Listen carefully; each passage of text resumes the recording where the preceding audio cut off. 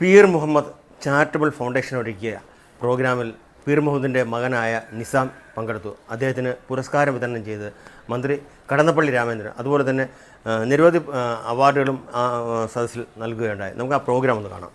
അങ്ങനെ ഒരു ചരിത്രം കൂടെ രവീന്ദ്രനുള്ളത്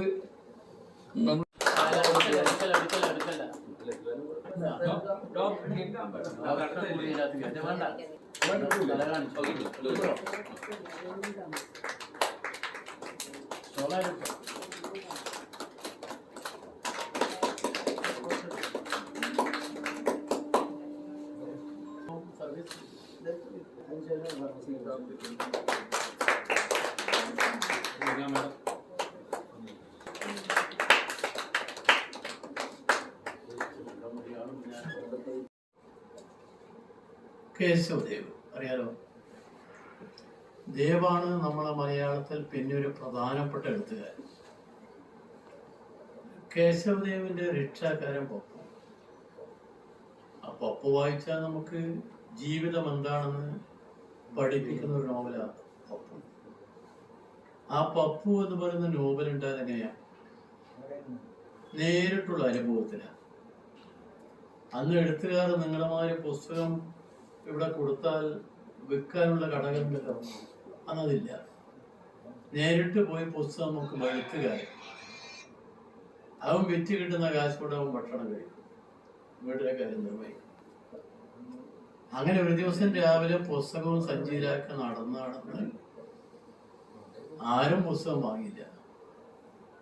അന്ന് ഉച്ചഭക്ഷണമില്ല, രാത്രിയും ഭക്ഷണമില്ലാത്ത അവസ്ഥയെത്തി. അപ്പൊ നടന്ന് കൊല്ലത്തെത്തി. കൊല്ലത്തൊരു തൊഴിലാളിവൻ ആഫീസ് കയറിയാൽ വല്ലതും കിട്ടും എന്നൊരു തോന്നൽ. അവിടെ ചെന്ന് നോക്കുമ്പോൾ കാണേണ്ട ടീക്കേരി വേറെ ഇല്ല. അപ്പൊ അതേ ഇങ്ങനെ നിരാശനായി അപ്പൊ പറഞ്ഞല്ല വരും, രാത്രിയാകുമ്പോഴേക്ക് വരും, വന്നാൽ ചോറ് വാങ്ങിച്ചു തരും എന്നൊരു ഉറപ്പ് ഇവർക്കുണ്ട്.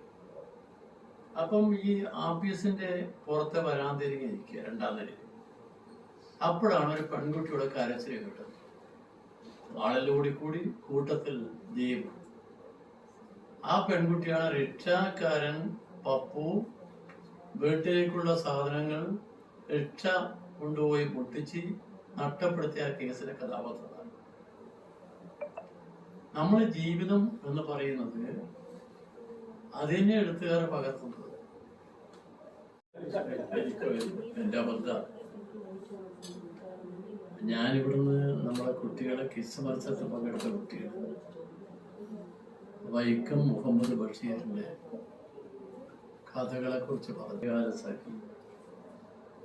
അത് കഥ വായിച്ചാലേ നമുക്ക് മനസ്സിനകത്തൊരു വല്ലാത്ത എന്തോ ഒരു അവസ്ഥയുണ്ടാവും. കാരണം അവസാനം എൻ്റെ കാലിന് വ്രണം വന്നിട്ട് ഈ ചലം അത് ഈ സുഹറ ഒന്ന് കൈകൊണ്ട് സ്പർശിച്ചപ്പോൾ അതിൻ്റെ ഒരു അനുഭൂതി എന്താ നമ്മളെ മനസ്സൊന്ന് പോകും. ബഷീർ നമ്മളെ ജീവിതത്തെക്കുറിച്ച് ശരിക്കും അറിയുന്ന ഒരാളാണ്. എന്താണ് ഒരു ക്വിസ് മത്സരം ഉണ്ടെന്ന് അറിഞ്ഞിട്ട് പങ്കെടുക്കാനായിട്ട് വന്നതാണ്. അല്ലാണ്ട് ഇതിനെപ്പറ്റി കൂടുതലൊന്നും എനിക്ക് അറിയത്തില്ല പറയാനായിട്ട്. എൻ്റെ പേര് ദേവപ്രിയ. സർക്കാർ വനിതാ കോളേജിൽ 1ാം വർഷം മലയാള വിദ്യാർത്ഥിനിയാണ്. ഇന്നിവിടെ എത്തിയിരിക്കുന്നത് ഞങ്ങൾ 4 പേർ എത്തിയിട്ടുണ്ട്. ഞങ്ങൾ എത്തിയിരിക്കുന്നത് ഇവിടുത്തെ ക്വിസ് കോമ്പറ്റീഷൻ അറിഞ്ഞ് വന്നതാണ്. സത്യം പറഞ്ഞാൽ എന്താണ് പരിപാടി എന്നൊന്നും അറിയത്തില്ലായിരുന്നു. പെട്ടെന്ന് തീരുമാനിച്ച് വന്നതാണ്. ഇവിടെ ഇങ്ങനെ ഒരു സ്വീകരണം തന്നതിനും. ഞാൻ സർക്കാർ വനിതാ കോളേജിലെ 1ാം വർഷ വിദ്യാർത്ഥിനിയാണ്. അപ്പോൾ ക്വിസ് മത്സരം ഇവിടെ സംഘടിപ്പിക്കുന്ന അറിഞ്ഞു വന്നതാണ്. അപ്പം വളരെ കുറഞ്ഞ സമയം കൊണ്ട് ഒത്തിരി കാര്യങ്ങൾ ബഷീറിനെ പറ്റി അറിയാൻ, എന്നാലും കുറച്ച് കാര്യങ്ങളൊക്കെ അറിയുണ്ടായിരുന്നു. അപ്പോൾ കുറഞ്ഞ സമയം കൊണ്ട് അതൊക്കെ വായിക്കാൻ പറ്റി. അപ്പം നമുക്ക് സർക്കാർ വനിതാ കോളേജിലെ ഫസ്റ്റ് BE വിദ്യാർത്ഥിനിയാണ്. എനിക്ക് പ്രത്യേകിച്ചൊന്നും പറയാനില്ല. ക്വിസ് കോമ്പറ്റീഷന് പങ്കെടുത്തു. ആദ്യമായിട്ടാണ് ഇങ്ങനെയൊക്കെ ചെയ്യുന്നത്, പങ്കെടുക്കുന്നത്. പ്രോത്സാഹന സമ്മാനം നൽകിയ എല്ലാവർക്കും നന്ദി, നമസ്കാരം. നേരത്തെ ഒരു ഡോക്ടർ കുറിച്ചതാണ് എന്നുള്ളത് അത് വാങ്ങിക്കുക. അതൊക്കെ അപകടകാരികളാണ്. അത് അപകടകാരികളാണ് എന്നുള്ളത് കൊണ്ടാണ് ഏറ്റവും കൂടുതൽ ഔഷധ ദുരുപയോഗം നമ്മുടെ രാജ്യത്ത് നടക്കുന്നു. ഇത്രയും വിവാഹം ഗംഗമായി നടന്നു.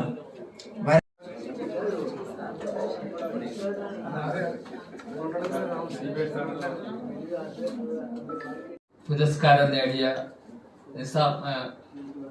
പീർ മുഹമ്മദ് പുരസ്കാരം നേടിയ നിസാം പീർ മുഹമ്മദിന്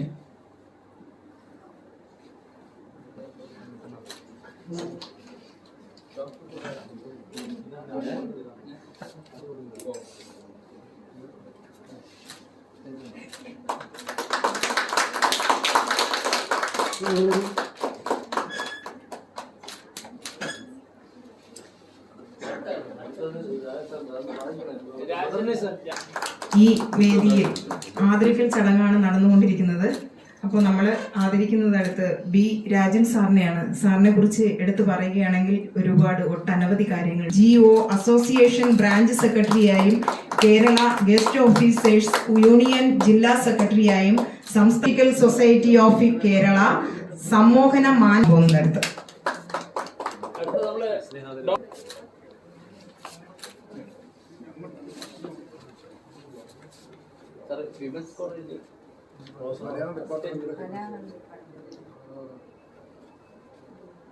കഥാകൃത്ത് ചേലക്കര പ്രസാദ്,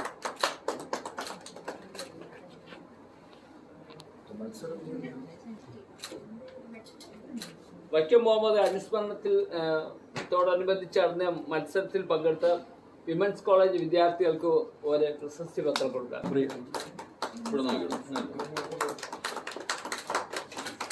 മന്ത്രിയുടെ അനുഗ്രഹത്തിൽക്കും അനുഗ്രഹം കൂടെ കൃഷ്ണപ്രിയ,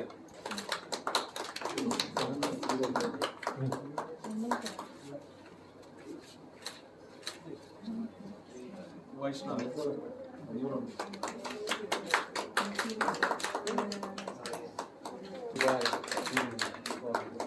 ഷാവൽ സാഹിബ് ഒരു ഉപകാരം.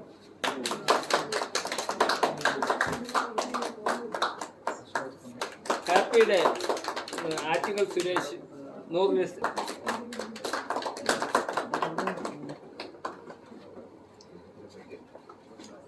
ഷാവൽ സാഹിബ് കുർബാനി.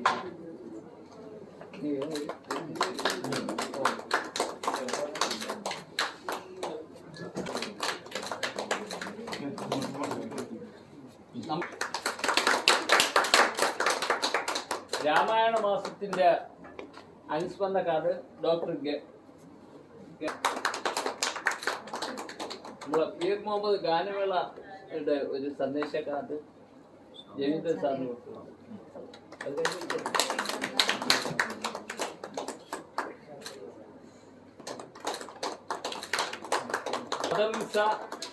സൈദ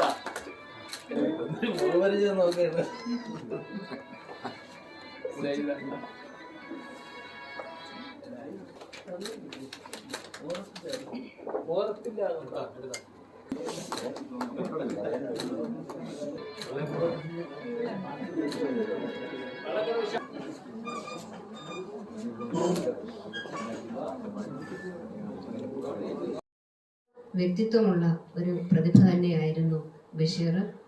ബഷീറിൻ്റെ ഓർമ്മകൾക്ക് മുന്നിൽ നമസ്കരിച്ചുകൊണ്ട് ഈ പ്രഭാഷണത്തിന് എന്നെ ക്ഷണിച്ചതിന് നന്ദി പറഞ്ഞുകൊണ്ട് എല്ലാവർക്കും നന്ദി, നമസ്കാരം.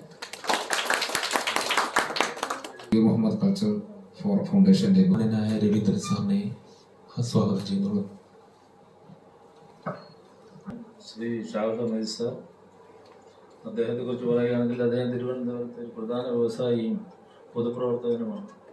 ഈ വ്യവസായ സംരംഭങ്ങൾക്കിടയിലും അദ്ദേഹം ഈ കാര്യങ്ങൾക്ക് വേണ്ടി വളരെയധികം സമയവും പൈസയും കണ്ടെത്തി.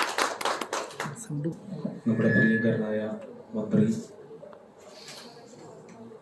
രാമേന്ദ്രൻ കടന്നപ്പള്ളി സാറ്,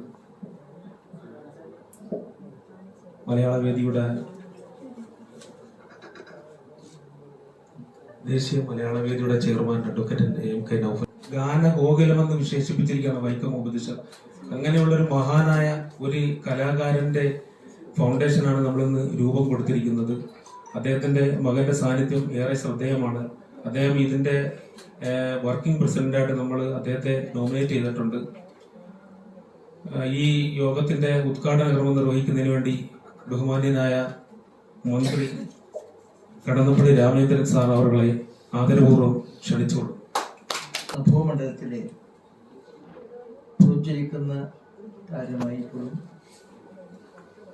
നമ്മുടെ എല്ലാ ഹൃദയത്തിൽ ജീവിക്കുന്ന വൈക്കം മുഹമ്മദ് ബഷീർ എന്ന ബഷീർ അനുസ്മരണം, അതുപോലെ തന്നെ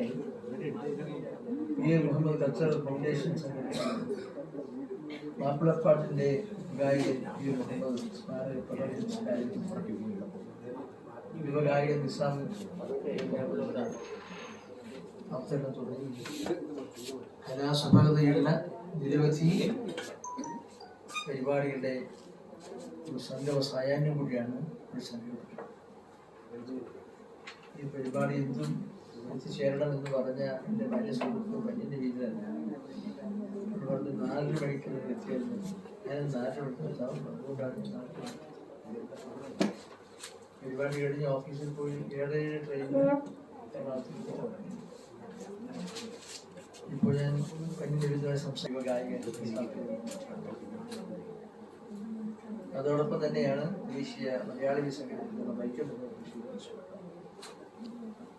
ഇതിനൊക്കെ ആധാരമായ എല്ലാ കാര്യങ്ങളെക്കുറിച്ചും എന്നേക്കാൾ കൂടുതൽ ഹൃദയത്തിൽ സൂക്ഷിക്കുന്ന വിചാരങ്ങളും വികാരങ്ങളുമാണ് ദീപ്തമായ ഓർമ്മകൾ, പ്രോജ്വലിക്കുന്ന ഓർമ്മകൾ നമുക്ക് എല്ലാ നിലയിലും അനുഗ്രഹം.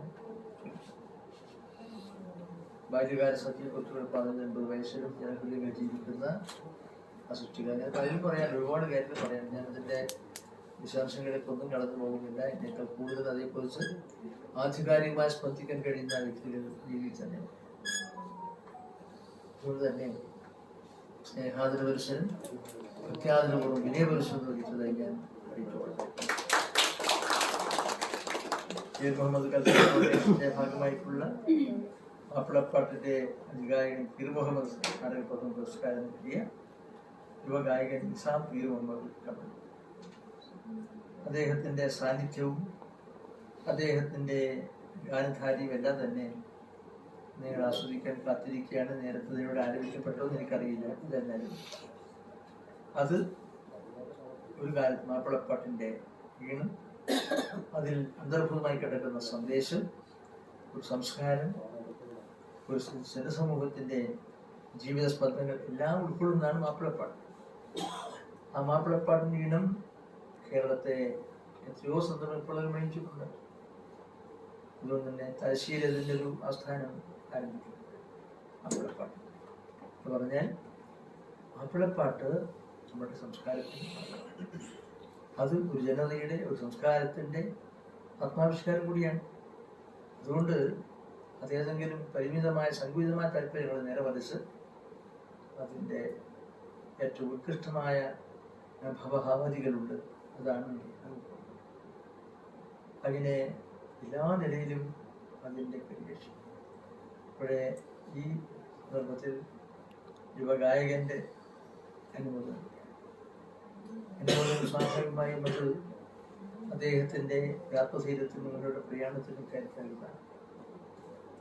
ഗായകൻ ഏത് ഗായകനായിരുന്നാലും ഗാനം എന്ന് പറഞ്ഞാൽ അത് പ്രകൃതിയുടെ നാദവിസ്മയമാണ്, പ്രകൃതിയുടെ ഹൃദയധ്വനിയാണ്.